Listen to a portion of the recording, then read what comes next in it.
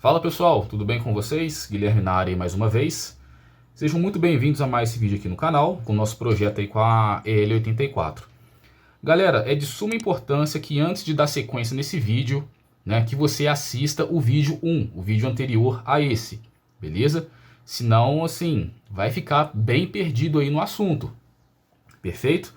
Toda a estrutura, toda a base, né? Eu tô falando diretamente para vocês lá no primeiro vídeo aqui da série, do vídeo 1, perfeito? Se você já assistiu aquele vídeo, então pode ficar aí pra gente dar sequência. Vamos nessa?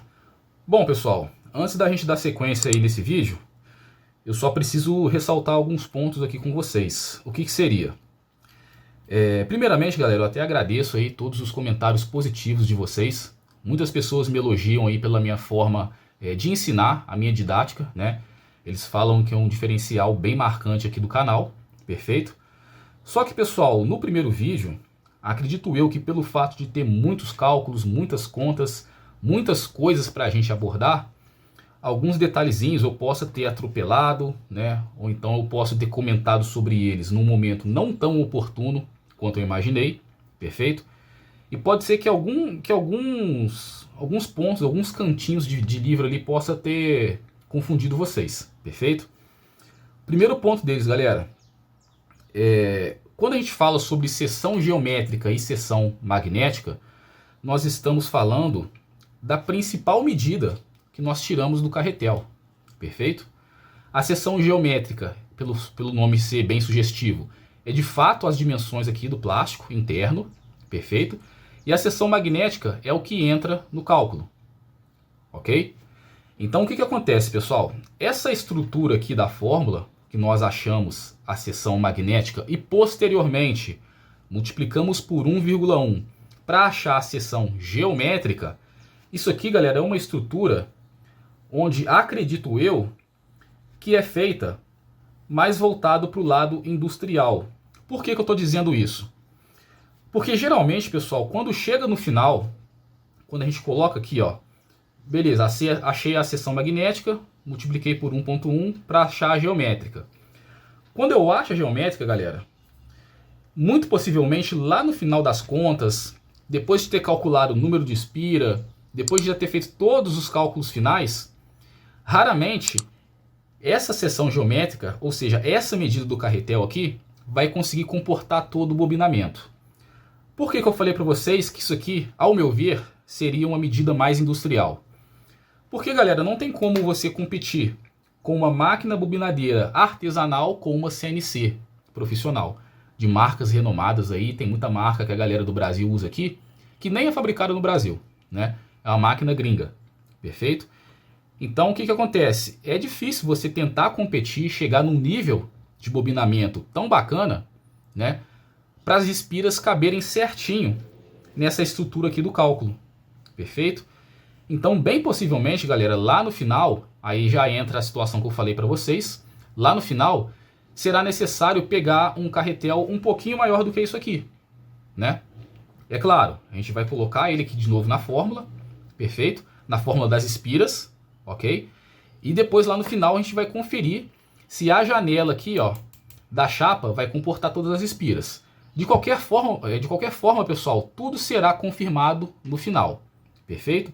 Então o que acontece? Essa estrutura aqui, igual eu falei para vocês, é uma estrutura inicial, é uma base para a gente chegar num cálculo, num valor de espiras, para lá no final confirmar se vai caber, perfeito? Esse é o primeiro ponto que eu queria ressaltar com vocês. O segundo ponto, galera, é o seguinte: a chapa E que eu peguei no primeiro vídeo como exemplo para vocês, pessoal, não quer dizer que aquela chapa iria trabalhar com esse carretel, não. Eu peguei uma chapa só de exemplo para mostrar para vocês, para estruturar toda a questão do cálculo, né? Para verificar se aquele bobinamento vai caber ou não no nosso carretel. Perfeito? Não necessariamente aquela chapa iria trabalhar com esse camarada aqui.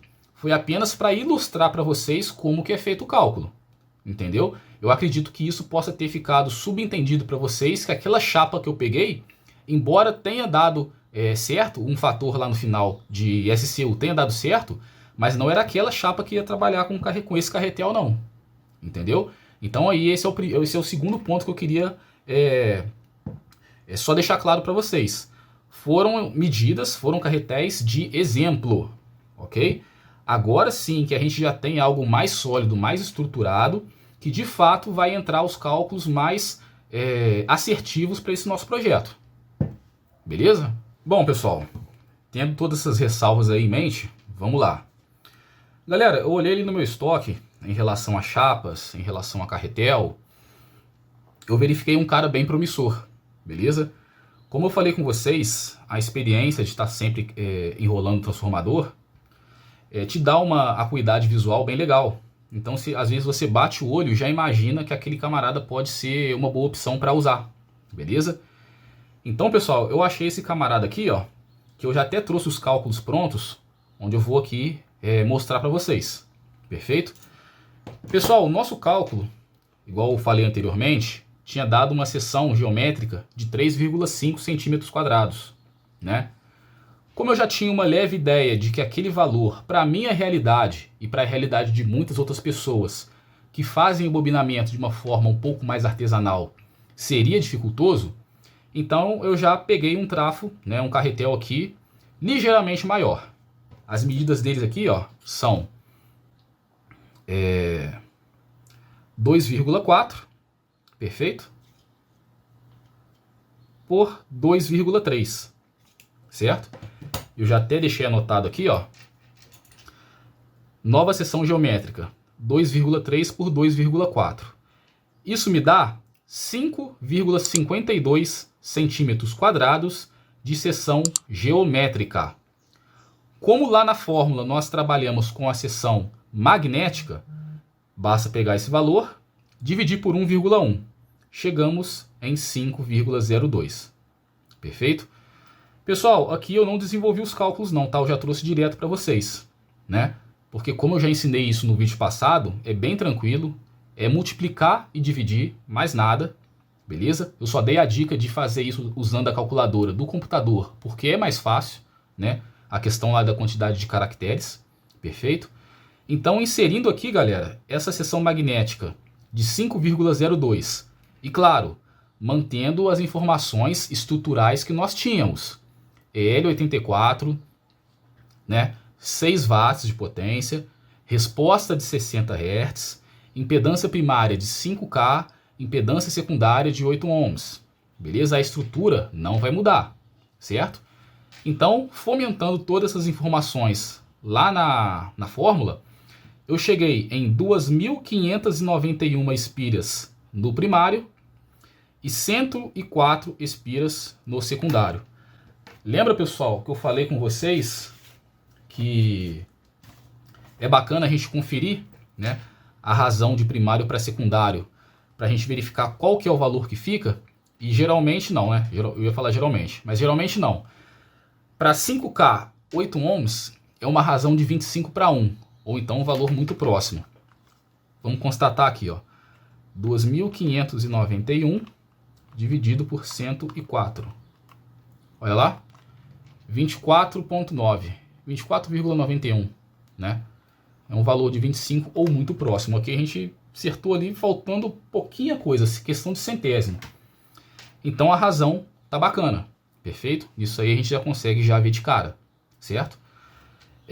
Aqui eu já coloquei fio 36 e fio 22, porque o fio aqui está diretamente relacionado à corrente que vai circular, e a corrente aqui, independente de mudar a seção geométrica ou a magnética, vai permanecer, não vai mudar, certo?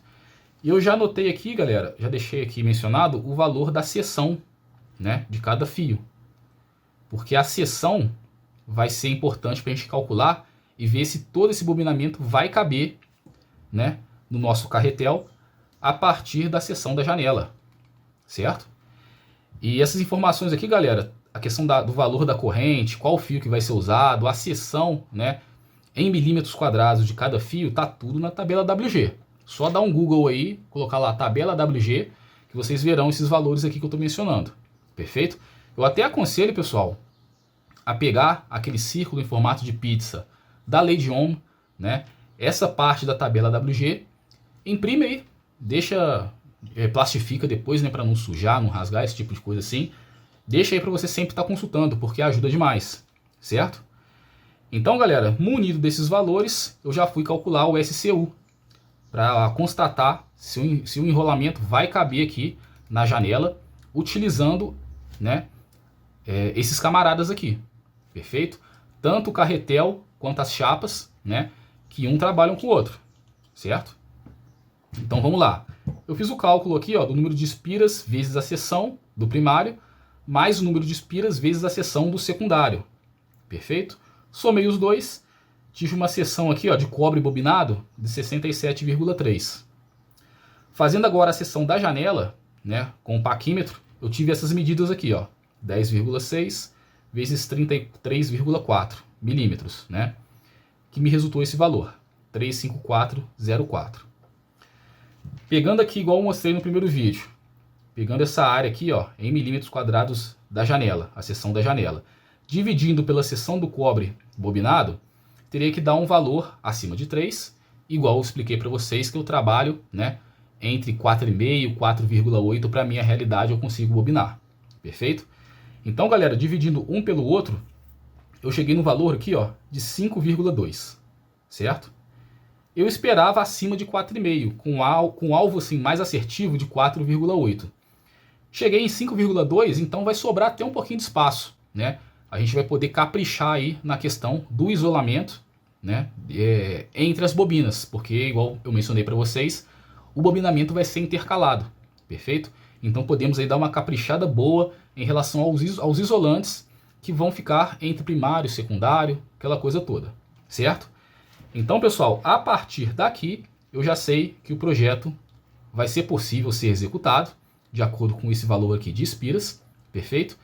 E vai ser um trabalho muito bom, galera, modéstia à parte, certo? Então, pessoal, vamos dar sequência. Galera, agora eu quero passar uma dica para vocês, né? E reduzir bastante o tempo de cálculo, beleza? É uma mão na roda aí, é um pulo do gato, né? Como muita gente fala, que vai ajudar bastante vocês, né? Muitos podem pensar assim, porra, Guilherme, agora que você fala, é complicado. Mas enfim, galera, eu precisaria passar todo o processo padrão para vocês, né? E depois vir otimizando algumas coisas, né? Acredito eu que fica mais fácil trabalhar dessa forma. O que seria, pessoal? Eu sei que é custoso, muitas das vezes, nós desenvolvermos lá todo o cálculo, chegar no final, o bobinamento não ser comportado no carretel, né? A gente precisar de ter aí um carretel um pouquinho maior para comportar toda a fiação e depois vir atualizando todas as fórmulas com a nova seção magnética, nova seção geométrica, aquela coisa toda, né? Então, galera, tem uma forma de você otimizar isso, entendeu? O que acontece? Antes, galera, nós trabalhávamos, igual eu comentei no início do vídeo, com a primeira fórmula, né? 10 que multiplica a raiz da potência pela frequência. Perfeito? Agora, galera, nós iremos passar a utilizar 15 ao invés de 10, né? 15 que multiplica a raiz da potência pela frequência. Por que disso, galera? Se a gente for fazer todos os cálculos reversos, veremos que, eu até coloquei no papelzinho aqui, ó, para explicar para vocês. Aqui, ó. Como cheguei no valor de 15, beleza? Aqui, galera, no primeiro papel, vocês lembram que atualizando, né, com esse novo carretel e novo conjunto magnético, tinha chegado numa seção magnética de 5,02, que é a geométrica dividido por 1,1, perfeito? Então aqui, ó, eu já vi uma seção magnética que daria bem certo para mim, tanto que os valores finais aqui comprovam. Ora pois, se eu já tenho uma seção magnética que eu confirmei que dá bem certo para o nosso projeto, basta eu pegar esse valor e vir regredindo dos cálculos. 5,02, correto? Então aqui, ó, seção magnética é igual a x, que é o valor que eu quero encontrar, que multiplica a raiz da potência pela frequência. Potência de 6, frequência de 60, que nós definimos lá no início. Perfeito? Quem que é a seção magnética? É o próprio 5,02. Então eu substituo, né, coloco 5,02 é igual x que multiplica a raiz de 0,1, que é o resultado dessa fração, perfeito? E vou desenvolvendo. 5,02 é igual a x que multiplica o resultado aqui da raiz, que é 0,317. E vou desenvolvendo. Como o x está multiplicando, né? 5,02 é igual a 0,317x. Isolando o x, passa o que está multiplicando para o outro lado da igualdade, dividindo, né? 5,02 dividido por 0,317, x é igual a 15,87. Então daqui que eu tirei o 15 para já inserir lá no início da fórmula, para a gente já ter um cálculo lá no final, galera, mais coerente, né? Com uma chance muito maior aí, né, de dar certo, sem precisar recalcular um trafo maior no final, né? Porque as espiras lá no final a gente deparou com uma surpresa desagradável que não iria caber, entendeu? Então trocando aqui por 15, né, já tem grande chance lá no final de dar tudo certo. E você fazer um cálculo só, num projeto só, sem ter que ficar regredindo, atualizando valores, aquela coisa toda, né? Eu coloquei 15, galera, sendo que aqui, às vezes vocês poderiam estar se perguntando por que eu não arredondei para 16, né?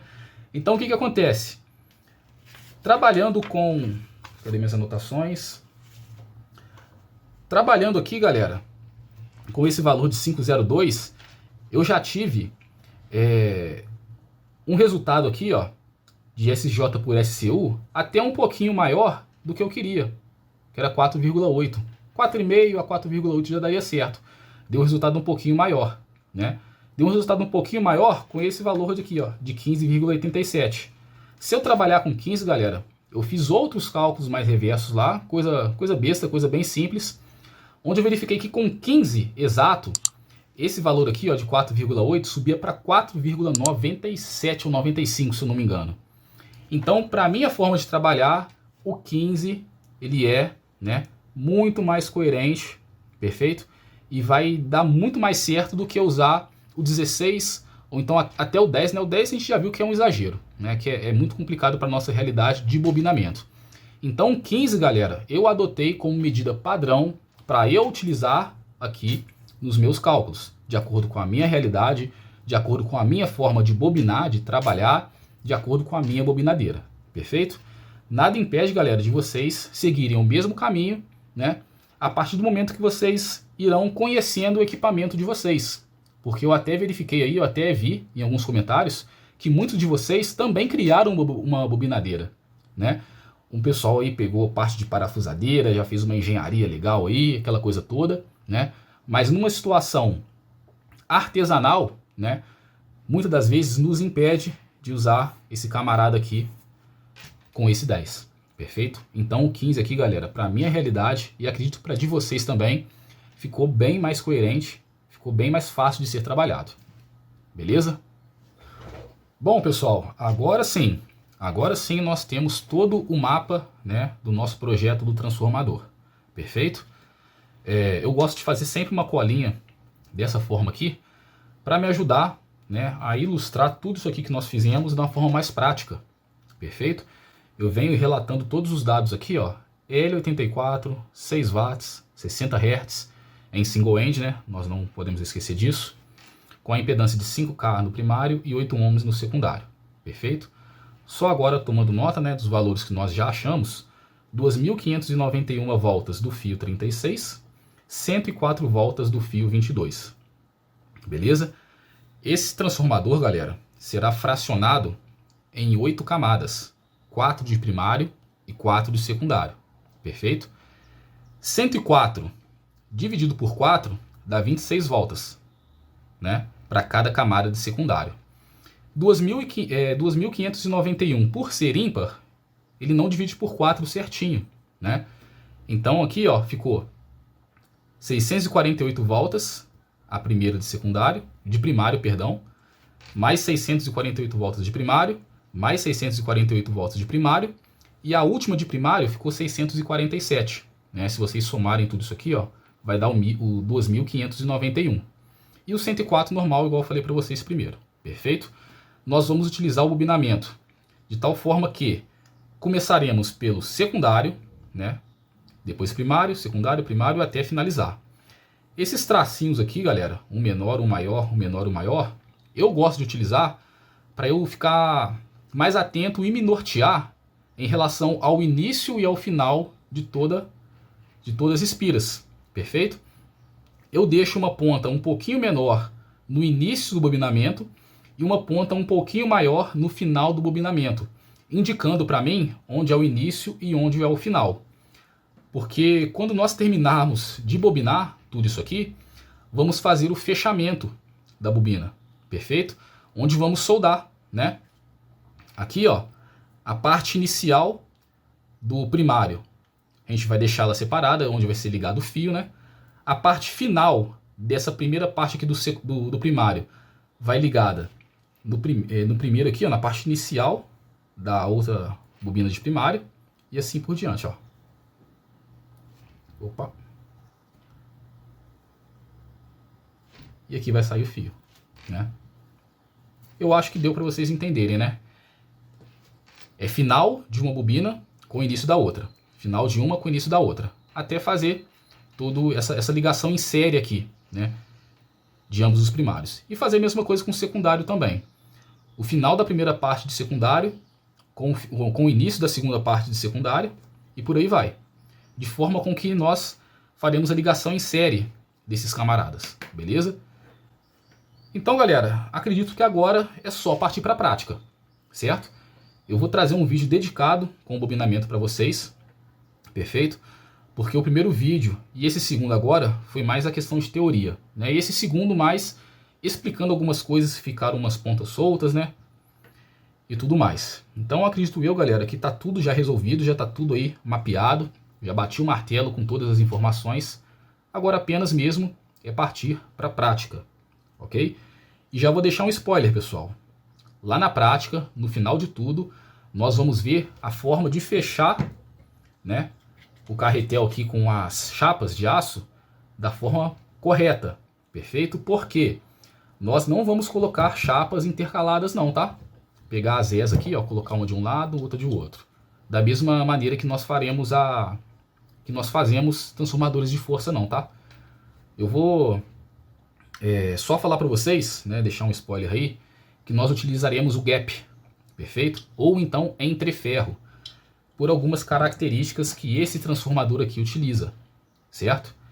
Mais informações eu vou deixar para o vídeo, para não ficar muita coisa, né? E deixar vocês curiosos também. Dá um Google aí, pesquisa em relação a esse gap aí, esse entreferro, que vocês verão que é um assunto muito interessante, ok? Então, pessoal, mais uma vez eu agradeço a paciência de vocês, né? Esse vídeo merece aquele like, merece aquele hype, ok? Quem não é inscrito, se inscreva no canal, compartilhe com seus amigos, que esse conteúdo tá bem legal, ok?